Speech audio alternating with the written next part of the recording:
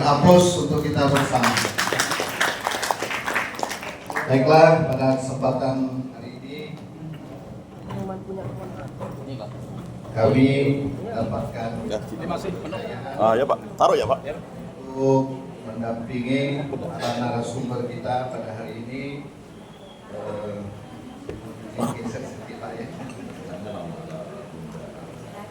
Pada yang kami hormati Ketua FKUB Kota Pontianak, Bapak Ustadz Rangga Syukur, serta seluruh tamu undangan. Kemudian yang berbahagia para narasumber kita pada hari ini, yaitu pembicara kita yang pertama adalah Bapak Ahmad Hashim. Langsung kami perkenalkan kepada Bapak Ibu sekalian bahwa beliau ini untuk bidang tugas Kepala Badan Kesbangpol Kota Pontianak. Pada saat ini jabatan beliau sebagai Kepala Badan Kesbangpol. Kemudian pengalaman jabatan beliau adalah Kabid Pemuda Dispora, Kabid Perindustrian, kemudian Sekretaris Dispospal. Dan alhamdulillah beliau sudah hadir bersama kita di depan kita duduk sebagai pemateri pertama. Ada minum ke tadi Pak? Kemudian ini, Bapak. Selanjutnya pemateri kedua Bapak Soeharto. Beliau ini dilahirkan di Wonogiri tahun 67 Pak ya, 1967.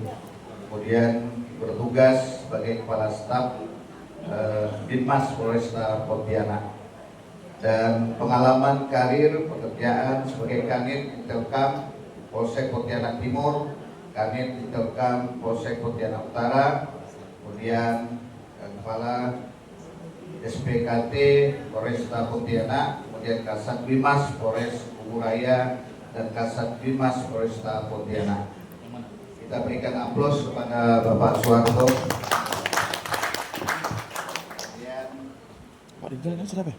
Pak Rijal. Bicara yang terakhir, ini tidak asing lagi bagi kaum ibu. Pak Rijal di depan. Beliau adalah Ibu Sri Wahyuni, lahir 19 Juni 1998. Beliau ini bekerja sebagai tenaga pendidikan di IAIN Pontianak. Kemudian pengalaman karir berorganisasi cukup banyak sebagai Sekretaris MUI Provinsi Kalimantan Barat, kemudian Ketua Perempuan ISMI Kuburaya, Sekretaris Musliman Kalbar, dan Sekretaris PKK NU Kalbar, dan anggota ISNU Kalimantan Barat. Kita berikan aplaus kepada pemateri kita pada hari ini. Baiklah Bapak dan Ibu hadirin yang berbahagia, tema yang diusung dalam acara diskusi kita pada hari ini adalah memperkuat moderasi beragama dan kerukunan umat beragama untuk mewujudkan Pilkada 2024 yang bermartabat, aman dan damai. Kita berikan apresiasi dan aplaus yang sangat meriah pada tema yang diusung pada hari ini. Tentunya kita bersama-sama memahami tentang konsep kehidupan yang kita jalani bersama di dunia ini, karena adalah bagian dari kita sebagai khalifah fil ardh yang mendapatkan tugas dari Allah Tuhan Yang Maha Kuasa. Dan tentunya dalam menjalani kehidupan ini semua kita ingin merasakan hidup yang aman, damai, dan bahagia. Dalam konteks aman, damai, dan bahagia ini semuanya ada terletak pada diri kita semua. Untuk dapat mewujudkan bagaimana kalau di dalam Al-Quran surah Al-Hujurat ayat 13 itu, ya ayuhan nasu inna khalaqnakum min dzakari wa unsa wa ja'alnakum syu'uban wa qabaila lita'arafu, bahwa Tuhan Yang Maha Kuasa Allah Subhanahu wa taala menciptakan kita bersuku-suku dan berbangsa-bangsa untuk lita'arafu, untuk bisa saling mengenal. Dengan mengenal itulah kita bisa memahami, kita bisa memaknai keperbedaan itu dalam kehidupan kita. Oleh karena itu, dengan adanya tema yang diusung ini, dengan keberagaman kita yang ada di Pontianak, khususnya pada kota kita tercinta ini, dalam menyusun pilkada, hendaklah kita berharap kehidupan kita tetap aman dan damai. Pergi ke kebun bareng dengan Yahya, sambil memanen buah tersebut. Indonesia banyaklah agama, walaupun berbeda, tetaplah kita hidup dan rukun. Ya. Bapak dan Ibu hadirin yang berbahagia, tanpa berpanjang kata, kami sebagai moderator, saya Muhammad Lahir akan mendampingi para narasumber kita yang hebat dan luar biasa pada hari ini untuk menyampaikan beberapa ide-ide cemerlang beliau berkaitan tentang moderasi beragama dan tentunya bagaimana kita mengusung Pilkada 2024 ini sebagaimana pantun-pantun yang disampaikan oleh Ketua Panitia tadi, walaupun kita berbeda pilihan namun jangan sampai tak berteguran ya. Semoga itu tidak terjadi di kota Pontianak dan Indonesia pada umumnya. Baiklah Bapak dan Ibu, pembicara pertama kami berikan waktu durasi untuk menyampaikan hal-hal yang berkaitan dengan bagaimana peran beliau sebagai Kesbangpol dalam mendampingi warga Kalimantan Barat untuk mengantarkan pemilu damai dengan perspektif perbedaan kita yang sifatnya multikultural ini agar meraih suatu kebahagiaan, dapat mendapatkan pemimpin yang punya tanggung jawab, amanah dan bermartabat. Kepada dengan hormat Bapak Hasim, kami persilakan.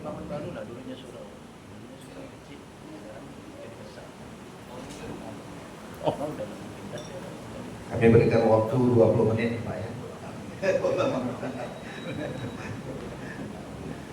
Assalamualaikum warahmatullahi wabarakatuh. Salam sejahtera untuk kita semua. Salam. Salam. Halo. Adil Katalino Bucuramin Kasaruga Kesengan Kejubatan. Harus. Yang kami hormati Ketua FKUP dan seluruh pengurusnya. Yang kami hormati Kapolresta yang dalam hal ini diwakili oleh Pak Suharto yang nama sama Pak, cuma nasi dan beda. Alhamdulillah bersyukurillah pada pagi yang cerah ini kita masih diberi oleh Tuhan Yang Maha Esa kesehatan, kesempatan dalam rangka kita bersilaturahim, berdiskusi dengan harapan semua kita berharap pemilu ini berjalan lancar, sukses dan damai. Amin. Ketika kita berkumpul di sini, saya yakin dan percaya apa yang kita perbuat itu mendapat pahala, mendapat ganjaran dari Tuhan Yang Maha Esa. Bapak Ibu sekalian, banyak yang tidak mengenal Kesbangpol. Kesbangpol itu apa sih? Banyak. Tadi MC aja saya lihat tidak kenal itu apa namanya Kesbangpol. Kesbangpol dulunya kantor, sekarang menjadi badan sejak tahun 2022. Dahulu itu dipimpin Pak Rijal, jadi kepala Kesbangpol itu Pak Rijal. Saya hanya pengganti. Jadi tugas Kesbangpol apa sih? Pak Rijal Baru. Jadi tugas Kesbangpol adalah membantu wali kota melaksanakan urusan pemerintahan umum maksudnya, yang menjadi kewenangan daerah kesatuan bangsa dan politik. Apa aja sih ruang lingkupnya?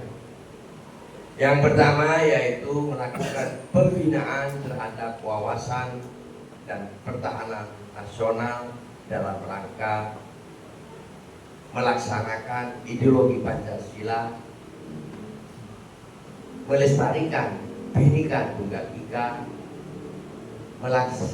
menjaga keutuhan negara kesatuan Republik Indonesia, dan tetap melaksanakan kegiatan berdasarkan Undang-Undang Dasar 45. Itu satu. Kenapa? Saya tidak asing dengan persoalan yang satu ini. Karena saya dulu sejak muda sampai tahun 2022 saya selalu mengurusi NU. Artinya persoalan saya menjadi kepala Kesbangpol ini ada kaitannya dengan PBNU, Pancasila, Bhinneka Tunggal Ika, Negara Kesatuan Republik Indonesia. Undang-undang. Perlu saya singkat, nanti saya takut terekam. Negara Kesatuan Republik Indonesia dan Undang-Undang Dasar 45. Itu singkatan biar mudah dihafal. Yang kedua, tugas Kesbangpol ini melakukan pembinaan terhadap persatuan dan kesatuan. Jadi nomor satu itu ada kaitannya sampai terus ke bawah. Yang ketiga adalah pembinaan kerukunan antar suku, intrasuku, antar umat beragama dan ras dan golongan. Alhamdulillah Pak, poin yang ketiga ini saya merasa sangat terbantu oleh FKUB, terutama Pak Menteri Pak yang sering banyak bantu saya. Mohon maaf Pak Ketua. Oh ya Pak, tapi kadang-kadang Pak.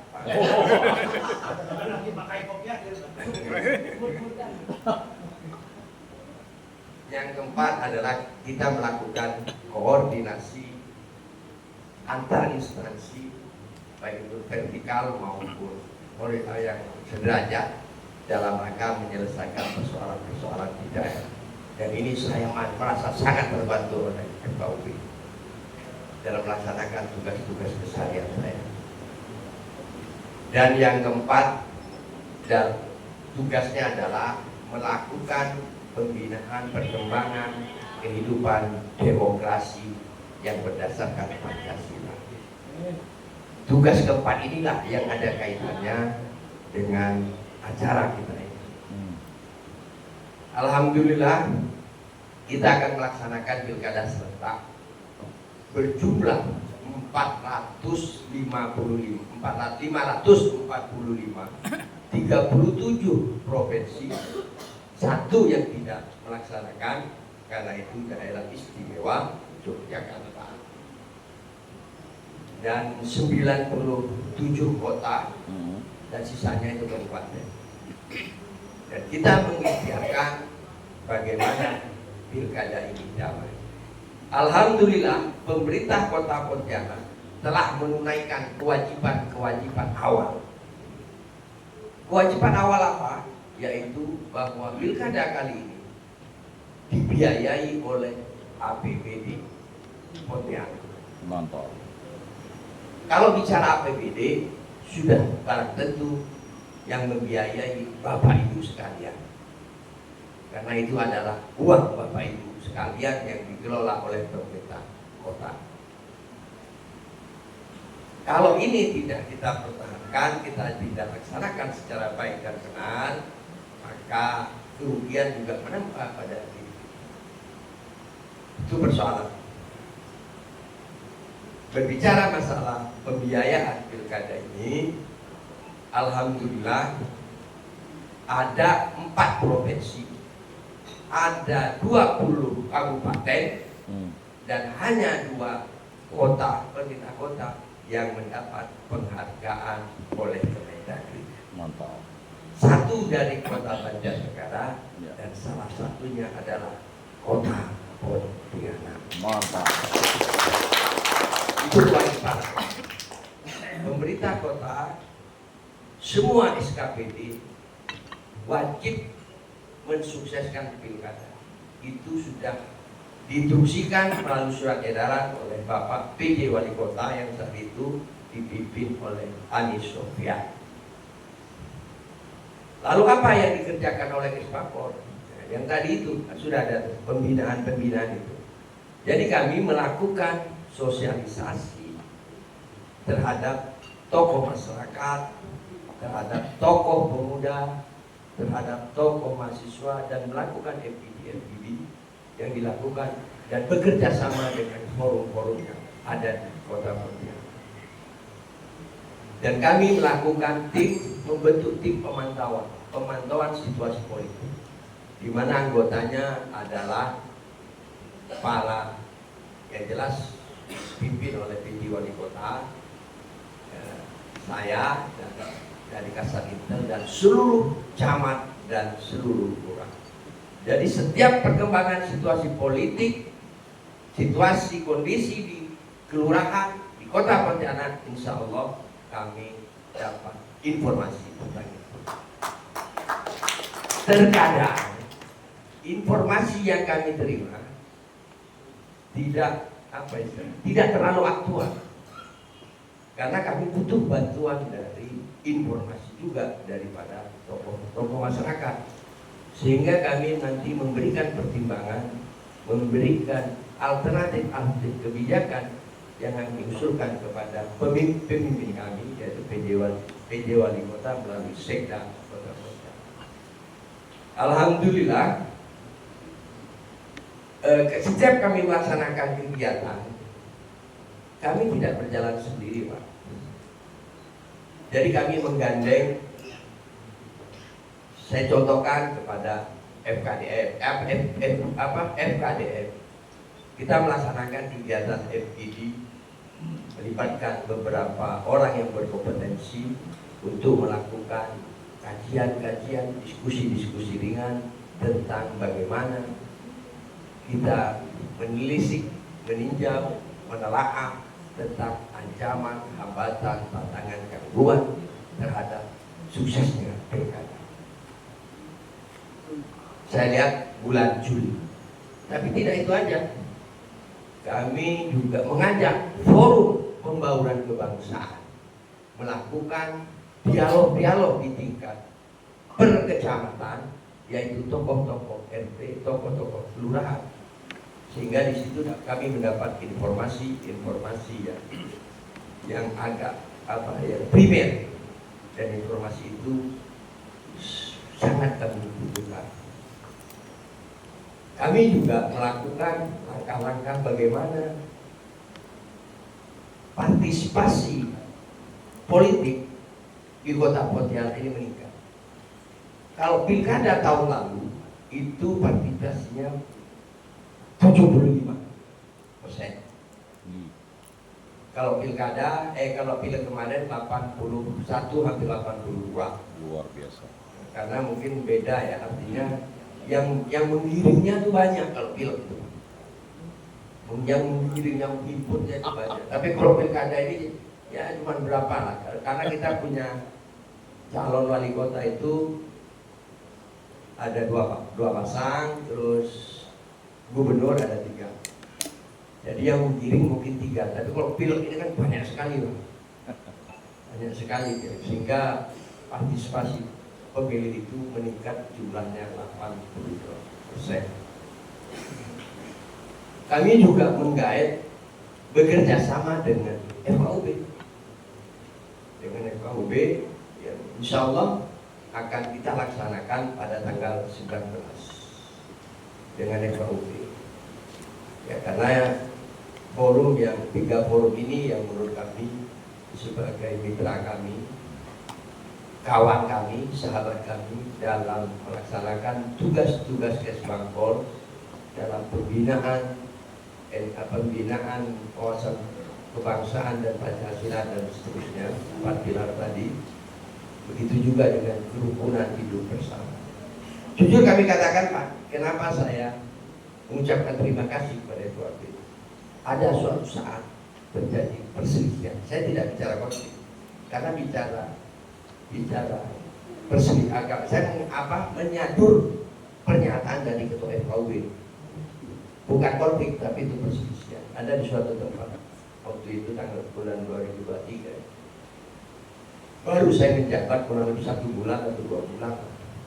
Yang baru menjabat berapa hari saya dihadapan dengan demo teman-teman soal Madapan. Ya alhamdulillah bisa kita atasi. Karena mohon maaf, dulunya ini saya paling nakal, paling nakal kalau bicara demo. Kalau zaman Soeharto tuh, kalau demo-demo itu tidak ada suruhan. Hah? Akhirnya bersampingan. Ya, saya dulu koordinasi Pak. Saya nggak di demo, saya koordinasi dengan kepolisian.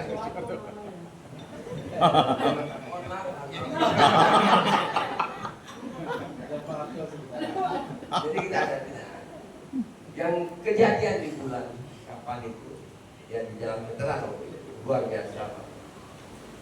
Berkat kesigapan dari polisi, Polresta, Kodim, dan didukung oleh teman-teman FKUP, terutama Pak Menteri yang punya pendekatan yang luar biasa, sehingga perselisihan itu tidak akan terjadi konflik. Karena pengertian konflik ini jelek. Terus dalam rentetan kesiapan pilkada ini, PJ Wali Kota baru begitu hadir ke Kota Pontianak, beliau menyatakan bahwa tugas saya yang pertama adalah diperintahkan oleh Kemendagri bagaimana pilkada lancar dan aman. Sehingga beliau cukup serius berkoordinasi dengan kami, bahkan monitoring. Ini lagi monitoring terus ini. Kemarin di Pontianak Timur, dilanjutkan dengan Pontianak Utara. Hanya pengen tahu secara langsung informasi dari tokoh masyarakat, informasi dari penyelenggara pemilu, informasi dari pengawas pemilu, dan informasi dari pihak keamanan, Kapolseknya, ya, Koramilnya, dan Ramilnya, dan lain sebagainya. Alhamdulillah,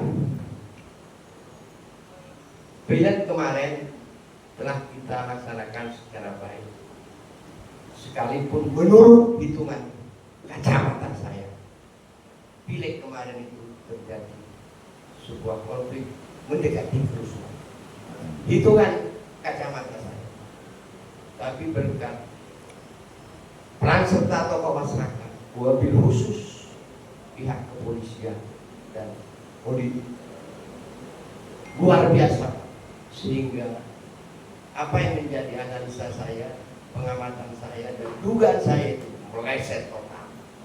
Bila dapat dilaksanakan secara baik, sukses dan lancar.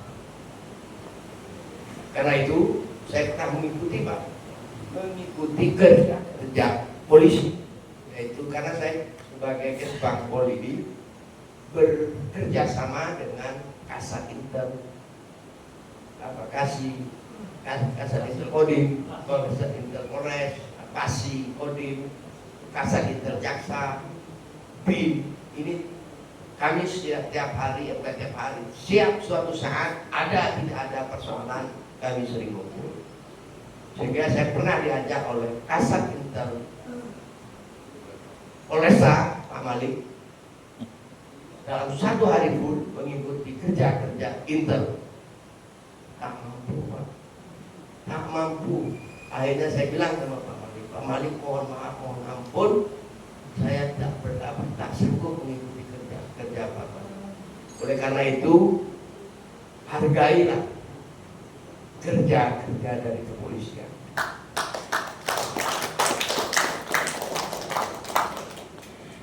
Sudah barang tentu untuk menjaga, mewujudkan pemilu aman, damai, dan menghasilkan pemimpin yang bermartabat, kata Pak Ketua FKUB tadi, maka itu adalah tanggung jawab bersama. Kami selaku bukan penanggung jawab, tugas yang diberikan oleh kepala daerah untuk pembinaan, persatuan, kesatuan, kerukunan, bahkan penanganan konflik. Kami minta tolong kepada para tokoh masyarakat, terutama lintas agama, memberikan penyadaran, memberikan motivasi, memberikan pendekatan kepada umatnya, kepada jamaahnya, agar ikut serta dalam mensukseskan pilkada kali ini secara damai. Jangan sampai pilkada ke depan kita menjadi persoalan yang sudah-sudahlah kan gitu.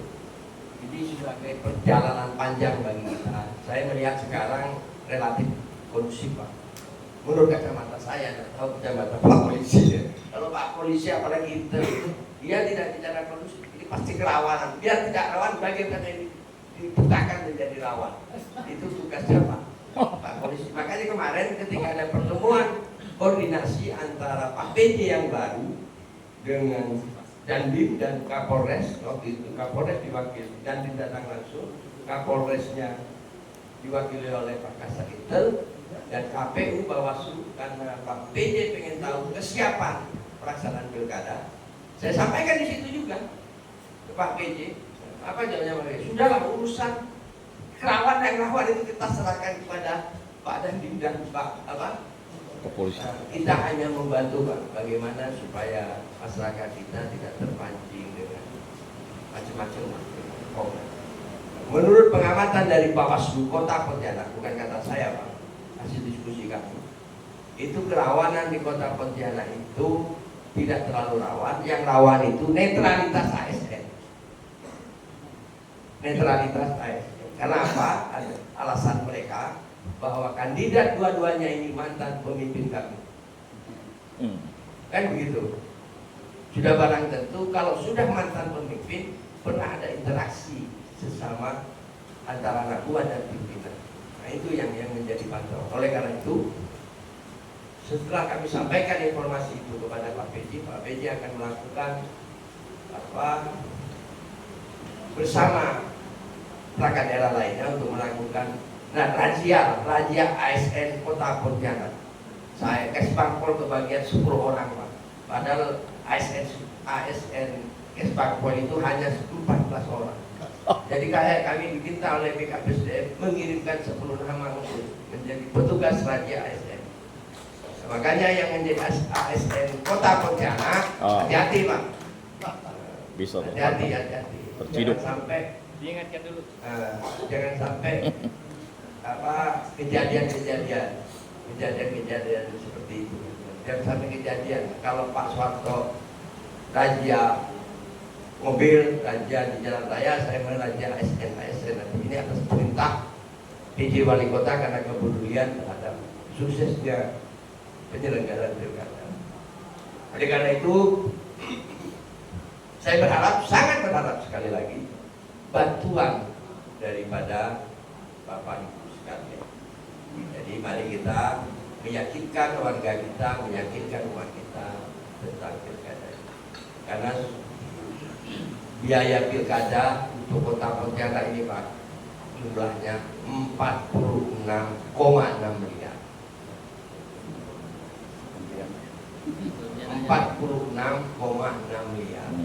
Itu untuk penyelenggara, untuk KPU yang paling banyak. Terus Bawaslu yang sedikit ini TNI Polri Bang, sedikit Pak. Tapi tugasnya luar biasa menurut saya. Mungkin itu yang bisa kami sampaikan. Kita nanti saya mohon masukan, kita perlu kritikan yang pedas enak Pak. Saya paling enak Pak kalau bikin pedas. Karena itu menambah kenikmatan. Yang pahit itu menjadi obat bagi saya. Jadi itu yang bisa kami sampaikan. Nanti mungkin kalau ada dialog kita dialog. Nasrun minallah wa fathun qarib wa basyiril mu'minin wallahu muwaffiq ila aqwamit thoriq. Assalamualaikum warahmatullahi wabarakatuh.